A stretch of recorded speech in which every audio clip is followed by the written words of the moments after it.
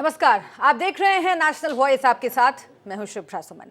EVM की परीक्षा कितनी बार, ये सवाल हर कोई पूछ रहा है। जिन लोगों ने, जिन पार्टियों ने ईवीएम पर सवाल खड़े किए हैं, कमोवेश उन सब ने ईवीएम के जरिए हुए चुनावों में जीत भी हासिल की है और कभी न कभी अपनी सरकारें हाल ही में बनाई भी हैं।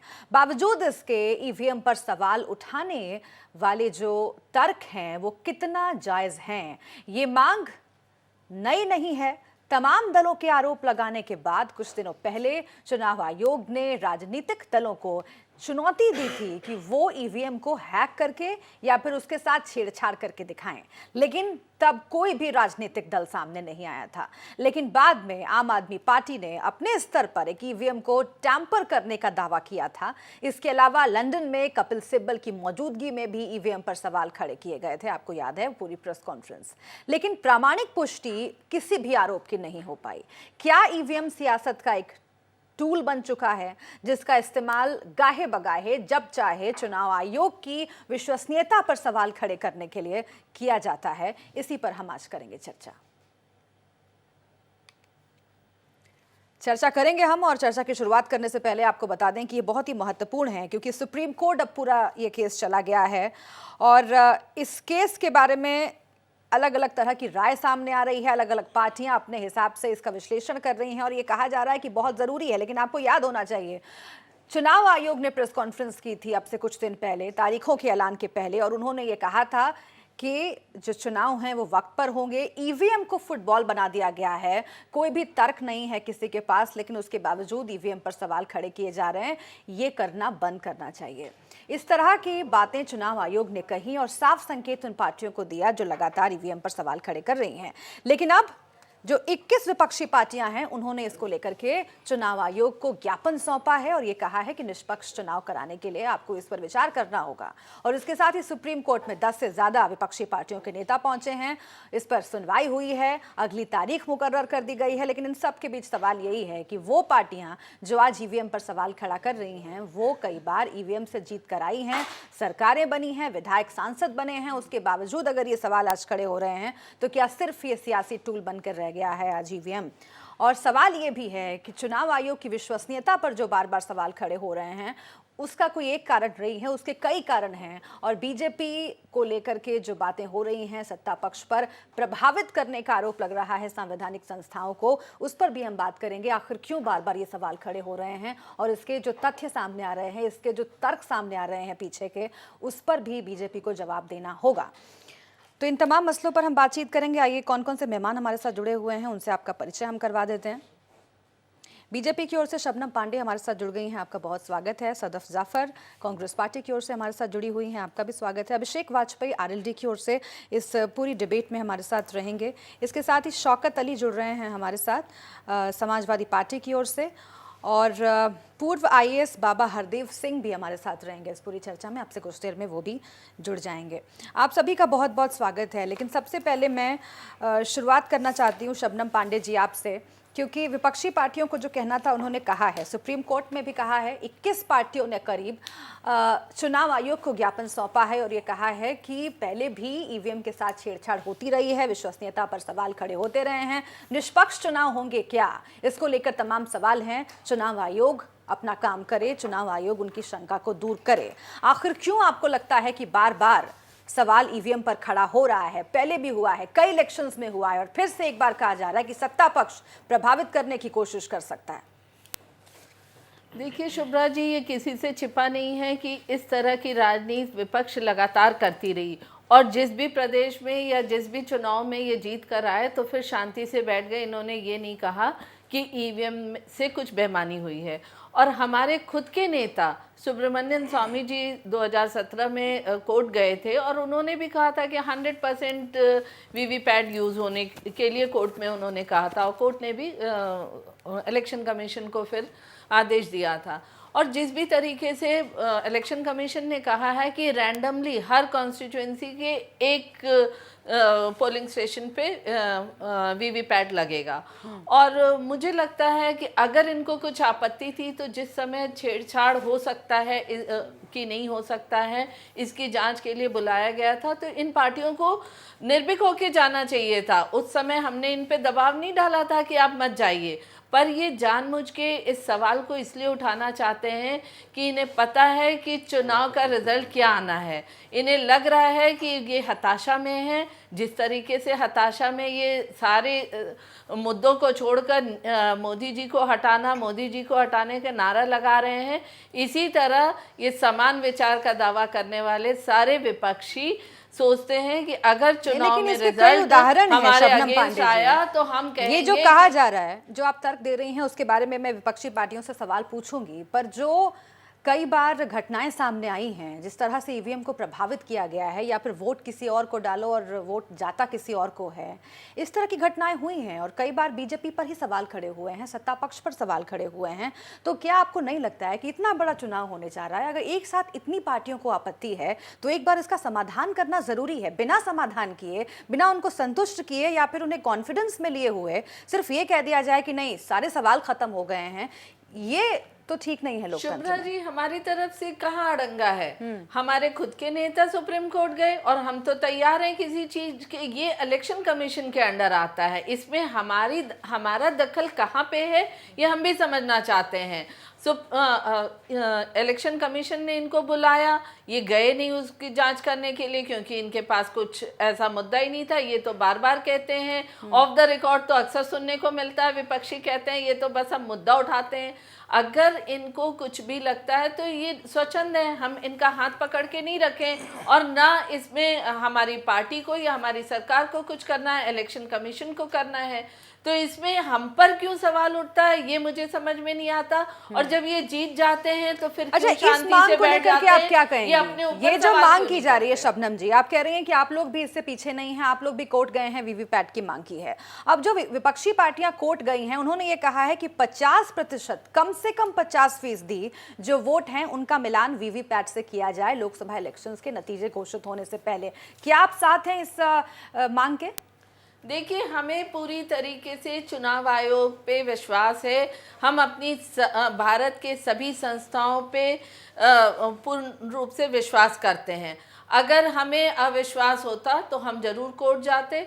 हमारे एक नेता ने अपना विचार रखा था कि ऐसी कोई जरूरत है तो वो गए। इसके लिए हमारी पार्टी में भी हर कोई स्वच्छंद है, जाना चाहे जा यानी कि आप लोग अभी चूंकि कोर्ट नहीं गए हैं, आप लोग ये माना जाए कि आप लोग इस बात की जरूरत नहीं समझते हैं शबनम जी, आप लोग इस बात की जरूरत नहीं समझते हैं कि 50% वोटों का मिलान किया जाए वीवीपैट पर्ची से। जो भी इलेक्शन कमीशन चाहते हैं हम नहीं, ये सुप्रीम कोर्ट में कहा गया है, ये सुप्रीम कोर्ट में याचिका दायर की गई है विपक्षी पार्टियों को। बस इतना हम चाहते हैं, उसके लिए इलेक्शन कमीशन। अगर विपक्षी पार्टियां 10 से ज्यादा बड़े नेता विपक्षी पार्टियों के ये कह रहे हैं शबनम जी कि 50% वोटों का मिलान किया जाए वीवीपैट से, मैं बस आपसे ये जानना चाहती हूँ क्या आप इस मांग के साथ हैं? अगर उनको इससे संतुष्ट किया जा सकता है, क्या आप कहेंगे इलेक्शन कमीशन से कि हाँ ये करिए? देखिए, इलेक्शन कमीशन पक्षपातपूर्ण चुनाव ना कराए, एकदम निष्पक्ष चुनाव कराए, हम उस पर हैं। वो सारी जिम्मेदारी उन पर है कि वो कैसे निष्पक्ष चुनाव कराए। इस पर ना हमारा दबाव ना सजेशन है और हम कहीं से भी इसके भी पीछे नहीं है कि 100% वीवीपैट लगाइए या 50%। हम कहीं भी किसी भी इस पे क्वेश्चन नहीं उठाते हैं क्योंकि हमें लगता है आप ये कह रहे हैं कि सब कुछ ठीक चल रहा है, बहुत ज़्यादा इसमें अगर सवाल खड़े किए जा रहे हैं तो उसके पीछे सियासत है। मैं दर्शकों को बता दूं जानकारी के लिए कि करीब 10 बड़ी पार्टियों के, बड़ी विपक्षी पार्टियों के नेता जो हैं वो सुप्रीम कोर्ट पहुंचे हैं। उनमें से कौन कौन हैं? चंद्रबाबू नायडू हैं, शरद पवार हैं, फारूक अब्दुल्ला हैं, शरद यादव हैं, अरविंद केजरीवाल हैं, MK Stalin, Akhilesh Yadav, Derek O'Brien.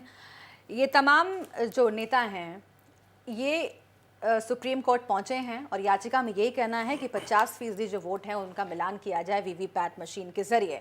हालांकि चुनाव आयोग ने अपनी कोशिशों में ये करने की कोशिश की, इस तरह की व्यवस्था करने की कोशिश की ताकि विपक्षी दलों को संतुष्ट किया जा सके, लेकिन ये जो मांग है इस पर चुनाव आयोग क्या करेगा ये अभी देखना बाकी है। लेकिन पहले फैसला सुप्रीम कोर्ट को करना है क्योंकि याचिका सुप्रीम कोर्ट में भी दाखिल की गई है और चुनाव आयोग को इसको लेकर ज्ञापन भी सौंपा गया है।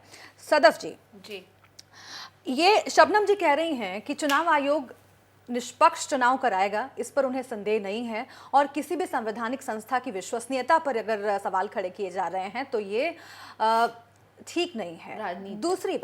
दूसरी बात कि आप लोगों को शायद ये लग रहा है कि आप लोग हारने वाले हैं आने वाले इलेक्शंस में और इसीलिए फिर से एक बार ईवीएम का मुद्दा लेकर आया गया है, क्योंकि जब भी ऐसा होता है कि हार होती है तो विपक्षी पार्टियां ये कहती हैं कि देखिए ईवीएम की खराबी की वजह से हम हारे हैं। इस बार आप लोग सुप्रीम कोर्ट तक पहुंच गए हैं। और कुछ एक पॉइंट शबनम जी ने उठाया था कि पहले चुनाव आयोग ने मौका दिया विपक्षी पार्टियों को, लेकिन कोई पार्टी नहीं गई ये बताने के लिए कि आखिर कैसे टैंपर कर सकते हैं हम ईवीएम को। जब उस वक्त मौका मिला नहीं कर पाई विपक्षी पार्टियां, अब इलेक्शन के ठीक पहले ये करने का क्या मतलब है?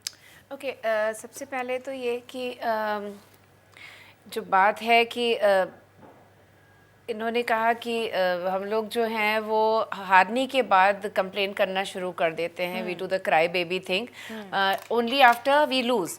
तो मैं यहाँ पे ये बात एकदम क्लियर कर देती हूँ कि जब हम 3 राज्यों में जीत कर आए और प्रेस कॉन्फ्रेंस जब पहली हुई राहुल गांधी जी की, तो तभी ये सवाल उठाया गया था कि क्या ईवीएम पे आप अभी भी डाउट करेंगे, और उन्होंने कहा कि वो मशीन है और कोई भी मशीन जो है वो फुल प्रूफ नहीं हो सकती है।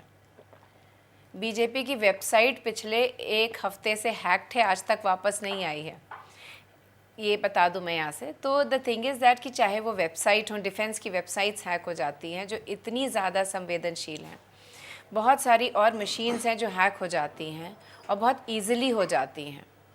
विश्व भर में कहा जा रहा है कि हम ईवीएम को हैक कर पाए हैं। ईवीएम्स बरामद की गई हैं कई जगहों से। अभी मध्य प्रदेश में ईवीएम्स होटलों से बरामद की गई, या ईवीएम जहां पे रखी गई थी उसके बाहर रिलायंस के 2 इंजीनियर्स को धर दबोचा गया छत्तीसगढ़ में। तो ऐसा नहीं है कि ये फुल प्रूफ है। बात ये है कि देखिए 2-3 बातें हैं। पार्टियां अपनी नीतियों को लेकर जनता के बीच जाएं, पास फेल करना जनता के हाथ में है। ईवीएम का जहाँ तक सवाल उठता है वहाँ पे यह है कि being a machine it is not full proof. ये हम चाहे विपक्ष में होते तब भी कहते, हम सत्ता में होते तब भी कहते, क्योंकि आप किसी मशीन को इट्स नॉट समथिंग कि जो इंसान करप्ट हो जाता है, मशीनें करप्ट हो जाती है, हमारे फ़ोन हैक हो जाते होते हैं कि नहीं होते। तो हम ये कैसे कहें कि ईवीएम हैक नहीं हो सकता है? परे है जफर जी, क्योंकि आप लोग ये कह रहे हैं फुल प्रूफ नहीं। अब मुझे ये बताइए कि अगर बैलेट पेपर की मांग बार बार हो रही है, क्या आपको लगता है कि बैलेट पेपर फुल प्रूफ है? और अभी तक जो होता आया था उसमें कोई गड़बड़ी नहीं थी। बैलेट पेपर में क्या है? सिस्टम को नहीं, बैलेट पेपर के टाइम तो मेरा मुझे नहीं लगता कि कोई भी सिस्टम इस दुनिया में फुल बहुत प्रूफ है, लेकिन हम वो सिस्टम चुनते हैं जो सबसे बेहतर है। आई वॉज वेरी यंग जब बैलेट पेपर से चुनाव होते थे, और बैलेट पेपर से जब चुनाव होते थे तो बूथ कैप्चरिंग होती थी, और वहां पे आते थे गनर्स, आते थे, घेर लेते थे बूथ को और वो स्टैंप करके चले जाते थे, या बैलेट बॉक्सेस लूट जाते थे। जो स्पेशली जो नक्सल एरियाज होते थे या इस तरह के एरियाज होते थे, या इवन जो बिहार उत्तर प्रदेश में का ये बड़ा कॉमन चीज़ थी कि बैलेट बॉक्सेस लूट गए। ठीक है, कम से कम आपको पता तो है लूट गए, आंख के सामने लूटे ना।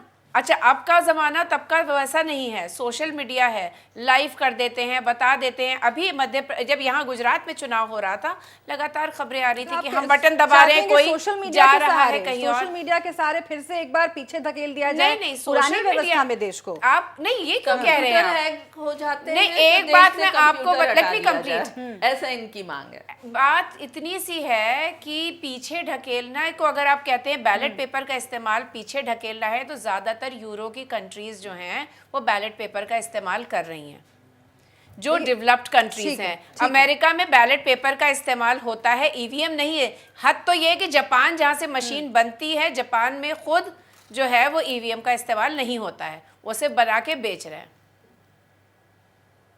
ठीक है। अभिषेक वाजपेयी जी, हालांकि मुझे लगता है कि अगर हम अमेरिका और जापान से कंपेयर कर रहे हैं भारत को, तो और भी कई पहलू हैं और भी कई पक्ष हैं यहाँ पर। जिस तरह की व्यवस्था है, जिस तरह के संसाधन हैं, उसका भी हमें ख्याल रखना चाहिए। और जो हुआ है इतिहास में, हम सब ने देखा है, आपने भी जिक्र किया सदफ जी कि क्या कुछ हुआ है जब बैलेट पेपर का इस्तेमाल होता था। और इसीलिए जब हम ईवीएम पे शिफ्ट हुए तो खुश हुआ इस देश का बहुत बड़ा तबका कि देखिए चलिए कम से कम उस तरह के हालात पैदा नहीं होंगे जो पहले हुए थे और बहुत आसानी से हुए थे। और आप आज भी मुझे लगता है कई दशकों के बाद भी लॉ एंड ऑर्डर के मामले में हम उतना आगे नहीं पहुंच गए हैं कि आज ये कहा जा सके कि अगर बैलेट पेपर को लागू कर दिया जाएगा तो वो व्यवस्था फुल प्रूफ हो जाएगी। लेकिन खैर, बात यहां पर ये है अभिषेक वाजपेयी जी कि इलेक्शन से ठीक पहले जब आप लोगों ने ये याचिका दायर की है, कम से कम मुझे इस बात की खुशी है कि बैलेट पेपर की जो मांग थी उसको बार बार दोहराने की बजाय विपक्षी पार्टियां अब ये कह रही हैं कि वीवीपैट मशीन से 50% कम से कम जो वोट हैं उनको परखा जाए और उनको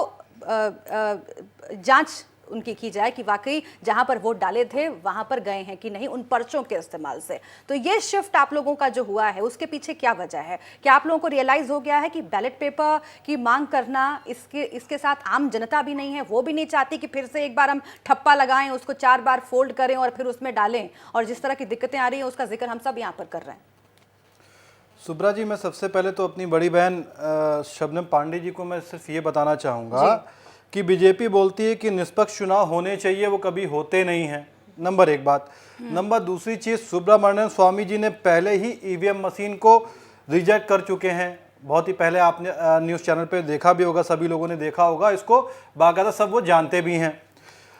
तीसरी बात आती है कि हम लोगों ने वीवीपैट के लिए जो बोला हुआ है, चुनाव आयोग के जो आयोग है उसने सुप्रीम कोर्ट में पहले ही बोल चुकी है कि अगर आप हमें ईवीएम मशीन और उसको मिलान कराने के लिए अगर आप बोलेंगे तो हम मिलान नहीं करा पाएंगे। अगर दोनों सिस्टम सही हैं तो मिलान क्यों नहीं करा पाएंगे? अगर निष्पक्ष चुनाव हो रहे हैं तो फिर उसको मिलान क्यों नहीं करेंगे? आखिर हमें करना चाहिए ना भाई। सिस्टम दोनों से जब कनेक्ट है तो दोनों की काउंटिंग एक आनी चाहिए। अगर काउंटिंग एक आएगी तो आप दोनों के मिलान आपको कराना कंपलसरी हो जाता है। लेकिन उन्होंने पहले ही सुप्रीम कोर्ट में बोल दिया कि हम मिलान नहीं करा सकते हैं। दूसरी बात, ये किसने कहा सुप्रीम कोर्ट? सुब्रा, ये तो आयोग ने पहले बोल चुकी है ना सुप्रीम कोर्ट में। ठीक है। तीसरी बात आती है ईवीएम मशीन का हम यूज करते हैं। भारतवर्ष ईवीएम मशीन का यूज करती है, जबकि यूरोपियन कंट्री जितनी भी हैं, जापान हो गया, फ्रांस हो गया, अमेरिका हो गया, या जो भी कंट्रीज हैं, वो सभी बैलेट पेपर के थ्रू ही, बैलेट बॉक्स के थ्रू ही अपना वोटिंग काउंटिंग कराती हैं। वो किस वजह से कराती हैं? उन्होंने, अब जापान ने अपनी मशीन अपनी टेक्नोलॉजी हमें तो भेज दी कि निष्पक्ष चुनाव कराएंगे, आप वहां पे कराइए। लेकिन वहां पे वो क्यों नहीं कराते हैं? क्योंकि वो ये जानते हैं कि भारत जो है उसमें जो बीजेपी का सबसे बड़ा अहम किरदार आता है, वो निष्पक्ष चुनाव कभी भी होने नहीं देती है। चौथी बात आती है कि जितने भी हमारी वोटिंग की काउंटेशन है, अगर उसमें अहम किरदार अगर आप देखेंगे 2014 में ईवीएम मशीन सबसे अधिक हैक हुई।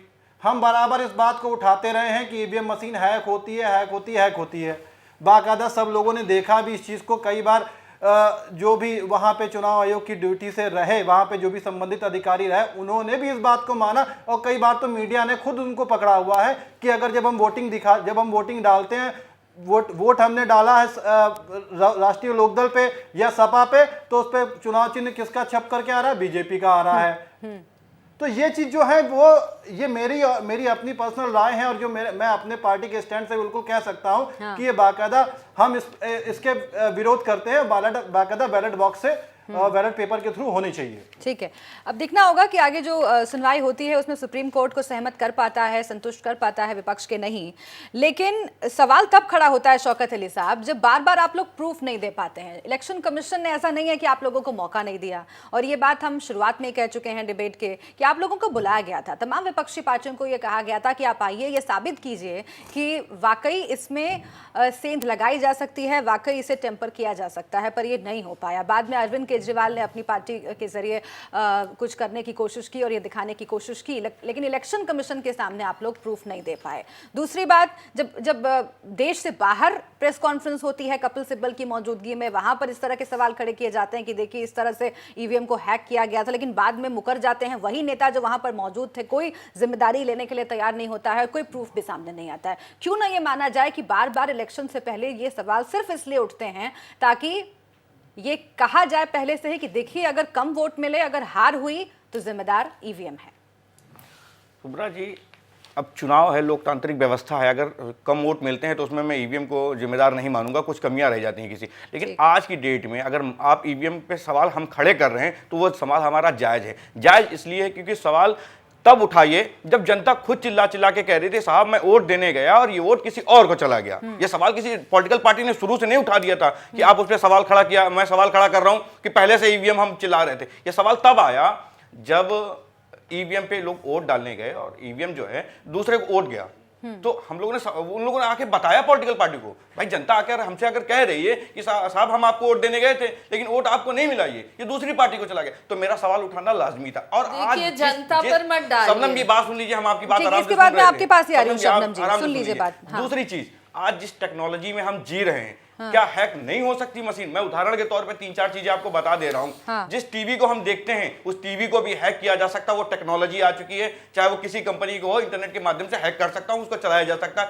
केबल टीवी सिस्टम में भी हैकिंग सिस्टम होता है, उसके चैनल आप अपने मोबाइल से बदल सकते हैं। ये सिस्टम टेक्नोलॉजी लॉन्च होने जा रही है। आज की डेट में आप खुद एक अमिताभ बच्चन का ऐड देखते हैं कि आपके मोबाइल से एसी ऑन हो सकती, चल सकती, तो फिर ईवीएम मशीन क्यों नहीं हैक हो सकती है सवाल। और मेरा सवाल पूछना, और फिर बड़ी चीज ये कि अगर हम सवाल उठा रहे हैं चुनाव आयोग पे, तो चुनाव आयोग को इस चीज का बिल्कुल स्पष्ट जवाब दे देना चाहिए कि हम करके दिखा देंगे आपको इस काम में कि हमारी मशीन हैक नहीं हो सकती। लेकिन कहीं ना कहीं चुनाव आयोग दबा हुआ है, सत्ता के दबाव में काम कर रहा है, इसलिए आज हमको कोर्ट जाना पड़ा। वरना चुनाव आयोग सामने आए और कहे कि हम नहीं हो सकती है, लेकिन वो कहीं ना कहीं दबे हुए हैं। और निष्पक्ष चुनाव भारत में अब नहीं हो सकते जब तक ईवीएम, अगर हम मांग कर रहे हैं किसी चीज के तो चुनाव आयोग हमारा सपोर्ट करे उसमें, क्या ठीक है भाई, इतनी सारी पार्टियां अगर मांग कर रही तो सपोर्ट करने में क्या दिक्कत है आपको? तो कहीं ना कहीं वो दबाव में है और निष्पक्ष चुनाव न होने देने की वजह से वो दबाव में काम कर रहा है चुनाव। असल सवाल यही है शबनम पांडे जी, जिसका मैंने भी आपसे जवाब मांगने की कोशिश की, पर आपने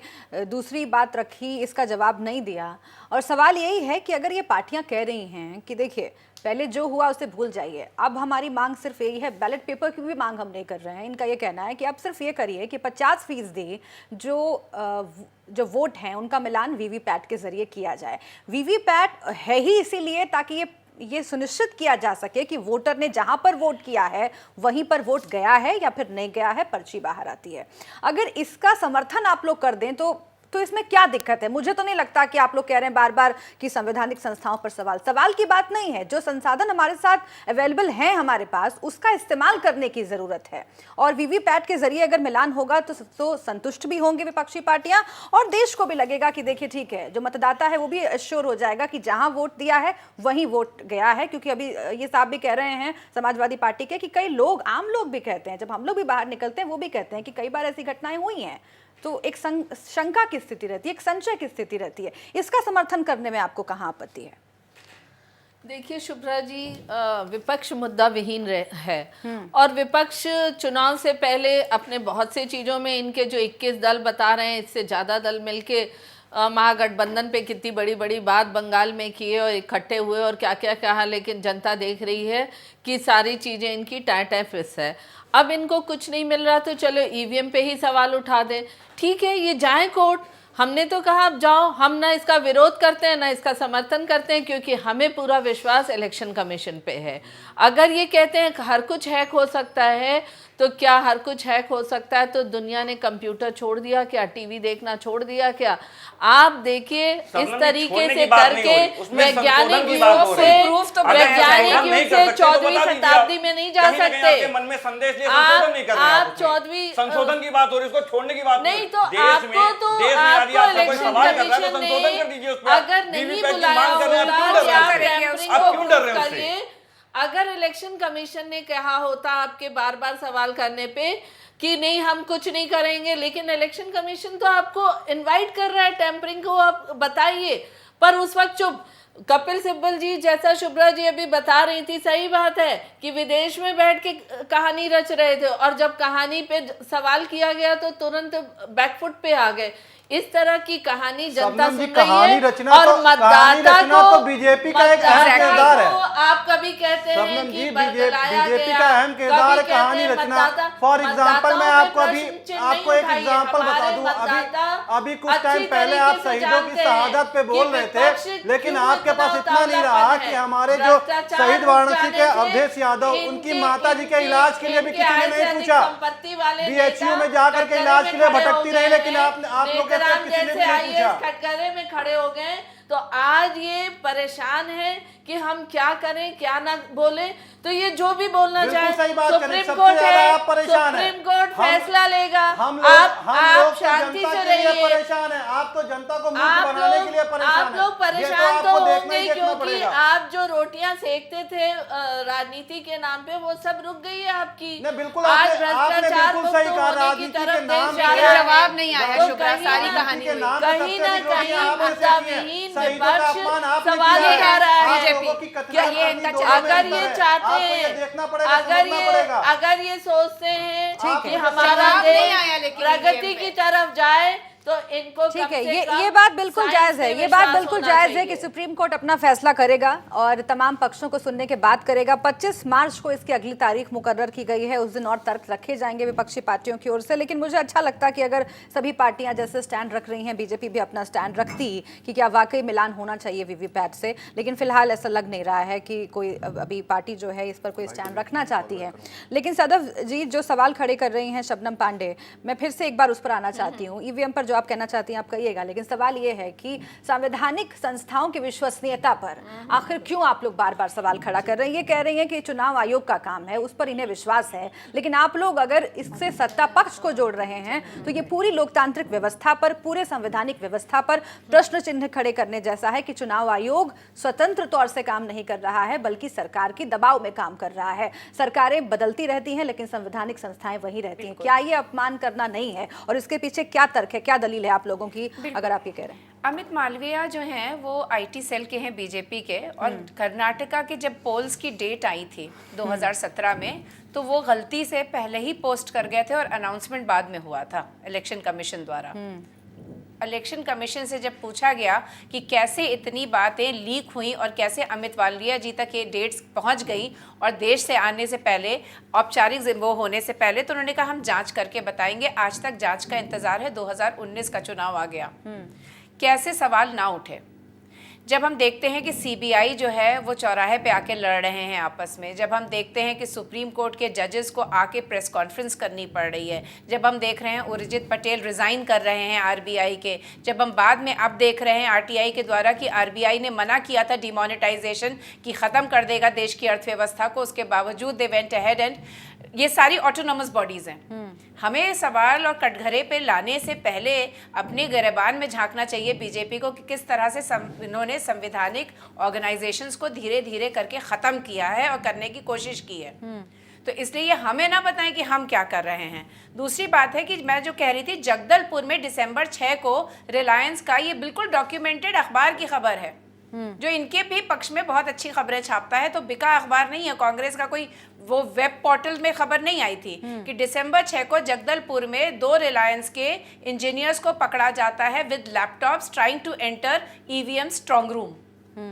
ये खबर आई थी। तो इस तरह से जिस तरह से होती है बात 2009 में शुभ्रा, ये बड़ी मजे की बात है, अभी मैं देख रही थी 2009 में जब अरुणाचल प्रदेश, हरियाणा और महाराष्ट्र में हार हुई थी तो मुख्तार अब्बास नकवी ने कहा था ईवीएम्स हैक्ड हैं।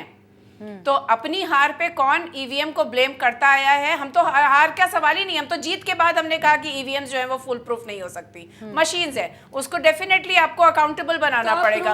और हम कुछ मांग ही नहीं रहे, हम बस इतना कह रहे हैं, अरे भाई बोलने दीजिए, हम बस इतना कह रहे हैं कि जो वीवीपैट निकलेगा उसको टैली करा दीजिए कि मुझे अभी। अच्छा एक बात और बताइए शुभ्रा, एक बात ये मजे की है कि जब भी हमारी ईवीएम चलिए खराब हो गई, मशीन है, खराब हो सकती है, खराब हो गई तो कांग्रेस को क्यों नहीं जाता है भूले से?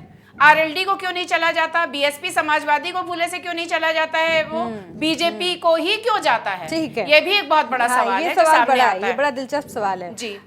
और मैं चाहती हूँ कि शबनम जी को जवाब देने का मौका दिया जाए, क्योंकि सवाल करने वाले बहुत सारे लोग हैं, जवाब देने के लिए सिर्फ शबनम जी हैं।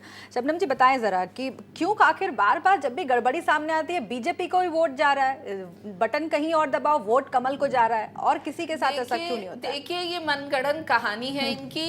ये अर्थव्यवस्था की बात करती हैं। आज देश हमारा जो है विश्व का छठी अर्थव्यवस्था में अगर इसमें देखा जाए तो छठे बड़ा देश है। और ये लोग चाहते हैं कि जिस तरीके से बैलेट पेपर डंडे के जोर पे चुनाव हुआ करता था, ये अपनी पुरानी, क्योंकि इनको पता चला कि ईवीएम से आते ही हमारा भंडाफोड़ हो गया, जनता जिसको वोट देती है वो जीतता है, तो ये चाह रहे हैं कि फिर से बूथ कैप्चरिंग वाला युग आ जाए और हम फिर से सत्ता में बैठ जाएं। सत्ता से हटना ही सब कुछ है। जिस पार्टी की महासचिव कहती है देश गुलाम है, आज़ादी की लड़ाई लड़ो, चुनाव को कहती हैं, चुनाव जैसे महापर्व को आज़ादी की लड़ाई कहती हैं, बस सत्ता में नहीं है, सवालों का जवाब तो दे दीजिए। ऐसे लोग बीजेपी को वोट क्यों जा रहा है? जो बस इतना बता दीजिए, बीजेपी को वोट क्यों जा रहा है? छोड़ते हुए पहली बार बीजेपी को वोट क्यों जा रहा है? कौन क्या कह रहा है जाने दीजिए, बीजेपी को वोट क्यों जा रहा है? आप अपने टर्म में बोलिएगा। जब इंदिरा गांधी, पहली बार ऐसा रहा इंदिरा गांधी जी के रहते हुए कि 2 बार सुप्रीम कोर्ट के chief justice out of the turn seniority को तोड़ते हुए चहेते लोगों को बनाया गया, तब ये लोग कहाँ थे? ठीक है, तो ये इसका मतलब ये जवाब, नहीं है, इसका मतलब ये नहीं है शबनम जी, जवाब होता तो आज बोलते ना, आज क्यों नहीं बोल रहे हैं? लेकिन इसका मतलब ये नहीं है कि वर्तमान में जो सवाल खड़े हो रहे देंगे। हैं, वर्तमान में जो सवाल खड़े हो रहे हैं उस पर हम इतिहास का पर्दा सुप्रीम डाल कोर्ट जवाब दें, देगा ये ठीक इन्हें। नहीं है। अच्छा। इसीलिए मैं फिर से एक बीजेपी बार को आपसे वोट पूछ क्यों रही जा रहा है, हूं, ये सुप्रीम एक कोर्ट सेकंड, जवाब देगा। इसीलिए मैं आपसे फिर से ये पूछ रही हूँ जो सवाल बीजेपी आया को है इस वोट डिबेट में। दे रहे हैं लोग, इसलिए शबनम जा रहा है, आप शबनम जी, परेशान नहीं होइए। शबनम जी, तो 2 सवाल यहाँ पर खड़े हुए हैं। एक तो संवैधानिक संस्थाओं पर जो आप कह रही हैं कि विश्वसनीयता पर सवाल खड़े करना ठीक नहीं है, और उसके जवाब में सदफ जी ने ये कहा है कि ऐसा भी हुआ है कि इलेक्शन की तारीखें जो हैं वो बीजेपी आईटी सेल के पास पहले चली जाती हैं, उनको ट्वीट डिलीट करना पड़ता है, बहुत फजीहत होती है, पब्लिक डोमेन में बाद में आती है। अगर ऐसा हो रहा है तो आपको जवाब देना चाहिए, पहली बात। और दूसरा कि संवैधानिक संस्थाओं की जहां तक बात है, आरबीआई भी संवैधानिक संस्था है। नोटबंदी के बाद अभी हम ये चर्चा कर रहे हैं और हमने उस पर डिबेट्स भी की है, और ये बहुत ही आश्चर्यजनक है, ये विडंबना है कि ऐसा हुआ कि आरबीआई बोर्ड को नज़रअंदाज करके उसकी जो मंजूरी है नहीं मिली, उसके बावजूद नोटबंदी की घोषणा कर दी गई, और 30 दिन के बाद मंजूरी मिलती है। आरबीआई को बहुत सारी आपत्तियां भी थी, उन आपत्तियों को दरकिनार करके नोटबंदी की घोषणा हुई, और अब ये पब्लिक डोमेन में बात आ गई है। उस मीटिंग की जो चर्चा है वो हर जगह हो रही है। अगर ऐसा है तो क्या इन तर्कों को नजरअंदाज करके आप कह सकती हैं कि विश्वसनीयता संवैधानिक संस्थाओं की, इस पर सवाल खड़े करके विपक्ष सिर्फ राजनीति कर रहा है? इन आधारों को आप कैसे खारिज कर सकती हैं? देखिए, विपक्ष निश्चित तौर पे मुद्दा विहीन होने की वजह से केवल यही बहुत बड़ा प्रश्न चिन्ह मुद्दा लगा रहा है। विपक्ष को सुप्रीम कोर्ट ने खुद, आप देखिए, सीबीआई के लिए ये आज हम पे आरोप लगाते हैं, सीबीआई के लिए सुप्रीम कोर्ट ने क्या कहा इनके समय में कि पिंजरे का तोता। ये अपना समय भूल रहे हैं। अच्छा, जो कुछ इन्होंने किया है, जो कुछ इन्होंने किया है, अगर हम ये एलिगेशन है तो आप भी करेंगे। आरोप बीजेपी पे लगा दें, पर इनके आरोप कहीं भी सिद्ध नहीं होते हैं। इनका सीबीआई डायरेक्टर जो आपने नियुक्त किया उसको कोने में बैठा दिया सुप्रीम कोर्ट के जज ने। तो आप जवाब दीजिए, क्यों बैकफुट पे आए? आप जवाब दीजिए मुझे। सुप्रीम कोर्ट के जज को कहा कि जाके कोने में, डायरेक्टर को कोने में खड़े हो जाओ। टैंपरिंग हो सकता है तो क्यों बैकफुट पे आए? सामने आए लोगों के और टैंपरिंग करके दिखाए। देखिए, अब वो सुप्रीम कोर्ट गए थे 2017 में, उन्होंने प्रश्न चिन्ह नहीं उठाया। 2009 में मुख्तार अब्बास अगर हमारे नेता ये कहते कि वीवीपैट नहीं लगाया जाए तो प्रश्न चिन्ह, लेकिन उन्होंने तो कहा हम चुनाव से पहले कह रहे हैं, आप तो चुनाव के बाद रो रहे थे भाई। हम तो 50% नहीं, हम तो 100% की बात कर रहे हैं, और उस पर आप सवाल करते हैं में शर्म आनी नहीं, चाहिए लेकिन आपको। लेकिन लेकिन शौकत अली साहब, हमारे नहीं, नहीं, हमारे नहीं, ही नहीं, सुब्रमण्यम हमेशा स्वामी गलत जी बयानबाजी करती है। 100% ठीक है, की अगला बात सवाल करते हैं। शौकत अली साहब से, अभी शौकत आपने अली कुछ साहब देर से पहले- आ रही हूँ मैं अभिषेक जी, लेकिन शौकत अली साहब से सवाल है ताकि बातें जो है तमाम आ जाएं इस चर्चा में। और ये एक मैं ट्रेंड देख रही हूँ, दोनों तरफ से एग्जाम्पल दिए जा रहे हैं शौकत अली जी, कि जो भी पार्टी हारती है उसने पहले भी कई मौकों पर इलेक्शन कमीशन पर, ईवीएम पर सवाल खड़े किए हैं। और अभी एग्जाम्पल दे रही हैं सदफ जी, मुख्तार अब्बास नकवी का। हमें मालूम है कि लाल कृष्ण आडवाणी तक ने पहले सवाल खड़े किए हैं, किताब भी लिखी गई है इस पर। और जब भी ईवीएम की बात होती है उन किताबों का जिक्र होता है, उन मौकों का जिक्र होता है जब बीजेपी ने खुद इस पर सवाल खड़े किए हैं। अभी मैम ने कहा, शबनम जी ने, कि सुब्रमण्यम स्वामी भी उस फहरिस्त में शामिल हैं। हम तो लेकिन 100% जनता ये समझ रही है, जनता ये जान रही है कि जो पार्टी हारती है, इतिहास में भी ईवीएम पर सवाल खड़े उसने किए हैं और आजकल भी इस दरमियान भी देखा है कि अगर जो विपक्षी पार्टियों को अगर हार मिली है तो उसके ठीक बाद ईवीएम पर सवाल खड़ा करना आम हो गया है। ठीक है, लेकिन एक कॉमन परसेप्शन ये बन गया है कि ये हार जीत का जो अंतर है वो ईवीएम के सवाल पर जाकर थम जाता है।